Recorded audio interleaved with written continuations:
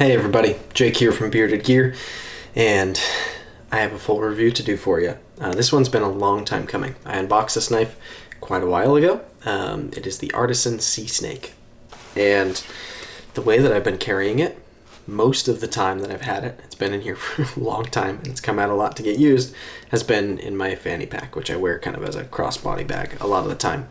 And so on the back of this, I have this pouch, and it is the perfect slot for this. So that's where I've had it, and that's where I just grabbed it from to do the full review. Like, I literally just brought my fanny pack over here because that's where it's been. So this is a design by Mike Emler, and it's a compelling fixed blade in the sense that I feel like maybe I've just become more aware of them, but in recent time, EDC fixed blades have become more and more prominent in the sense that more people are carrying them. There's a lot more options. There's really cool makers who are putting out great designs. And this one feels a little bit unique in the space in a couple of ways. But first and foremost, in the sense that it ships without a clip from Artisan, and it's got a lanyard, like you're supposed to wear it as a neck knife, right? Which I've done a couple of times already. And honestly, when I put this under my shirt, it's very difficult to tell. It doesn't like print, right? If I'm walking around, it doesn't look like I have a knife under my shirt, and it's pretty easy to reach under and draw it out, and I like that. So I've carried it a couple of times in that way, and then I've, like I said, carried it most of the time in my fanny pack, which has just worked out really, really well. By the way, Artisan sent this to me to review, so you're going to find Artisan linked down below. Russell was kind enough to send me a few knives to review, and this was one of them, so I really appreciate him doing that.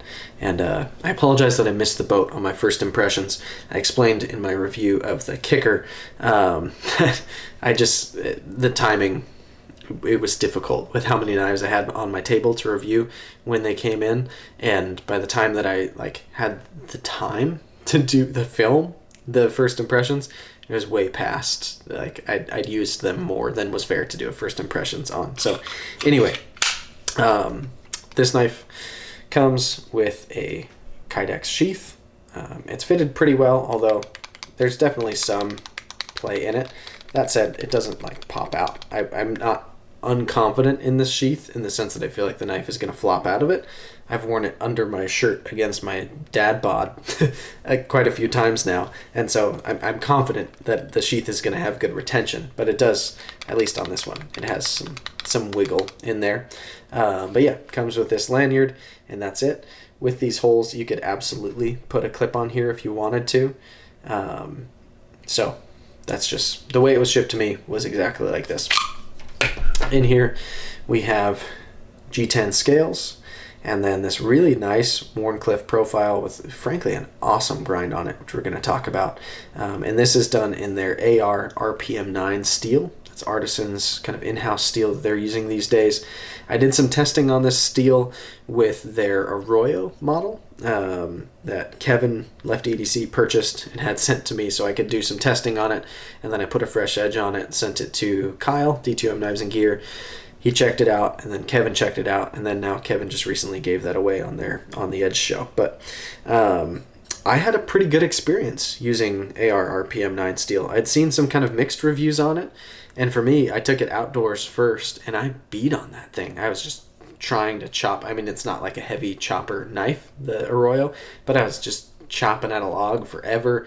I batoned a little with it. I did some feather sticking with it, and it was like, it didn't seem to be doing much to the edge. So then at home, I was going through a ton of cardboard with it and just zip ties, and I was trying to get through that edge, and it took me more than I thought it was going to. I would certainly say I had a better experience with it than I would with steels like D2 and 154 CM even, stuff kind of in that range. So I liked it. Anyway, this is featuring that same steel, and this grind is really cool. Aesthetically, the way that it's a full flat, but it's the curve here where it comes to, I guess you'd call that the ricasso or whatever, right? Where there's this flat behind it, but it curves up toward the spine, and then the blade itself curves down to that Wharncliffe tip. Just has a really cool look to it, and functionally, this knife has done really well for me. So let's just kind of go through ergos, carry, cutting. We won't talk action because it's not a folder, but ergonomically, we'll start there. This knife is very comfortable in my hand. This is where you would think would be the primary grip if you didn't know as much as I do. Knife guys know. This forward choil is where you place your forward finger, and this is a great forward finger choil. It's super comfortable to grip onto. It does feel a little bit thin in here just because it's a thin blade stock, but I mean, it's a really comfortable, generously sized choil that makes it super convenient to get up forward on the blade and do detail work with this knife. The rest of my fingers land back here. I've got my middle finger landing now in this kind of choil or groove, if you will, next to onto this kind of more neutral groove, and it's just super comfortable. But even choked back, I get 3 3/4 fingers on it. I guess it's barely 4. The tip is right there, but it's comfortable. It feels nice, and yeah, I feel like I've got good control over the blade. The knife is thin and small, but it still feels pretty confidence-inspiring in my hand. I don't feel unconfident at all in this knife when I've been using it. So ergos are good. I can hold it in a hammer grip, saber grip, choked up, same grips there. Draw cut is actually quite comfortable. I like that grip on here. Reverse grip is super comfortable. Choked up reverse grip, not really my thing, but I guess you could do that. And then reverse grip draw cut, it's workable. You could do that. So yeah, lots of grips, and it's pretty comfortable in just about all of them. This handle really is thin too. Like, the thinness of this knife overall would make me think that it wouldn't quite be as comfortable as it is, but it is. And it being a fixed blade, of course, it's perfectly ambidextrous. All the grips are going to be the same in your left hand.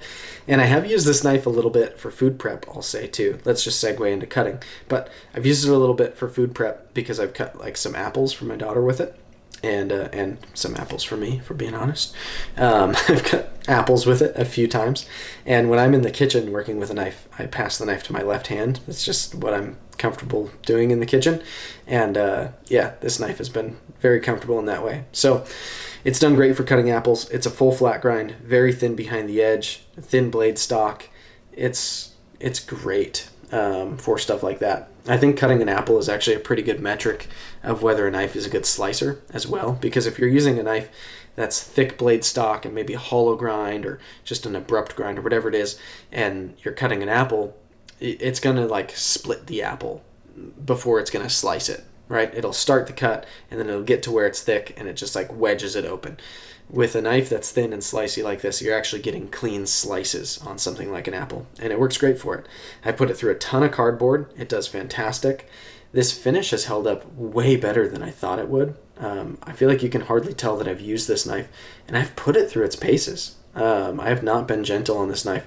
A lot of cardboard, a lot of opening packages, some zip ties, opening packaging. I've done like hard plastic clamshell packaging, like cutting through to get stuff out of it, and it's just excelled. It's done really, really well.